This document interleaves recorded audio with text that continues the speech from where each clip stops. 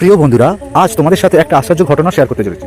আমরা যে বাড়িতে এখন গরমের জন্য সবাই এখন নাজেহাল, কিন্তু আমরা তাই কম বেশি সবাই কেউ কুলার, কেউ এসি, কেউ দামি পাখা এসব কিনতে ব্যস্ত। কিন্তু আমরা কি আদৌ জানি এগুলোর থেকে বহু মূল্যবান জিনিস আমাদের পৃথিবীতে আছে? তা হলো আমাদের এই গাছ, উদ্ভিদকুল, এই বট, অসুস্থ নিম গাছ। এদের এমন ক্ষমতা রয়েছে যারা তারা পরিবেশকে কয়েকটি এসির থেকেও বেশি ঠান্ডা রাখতে পারে।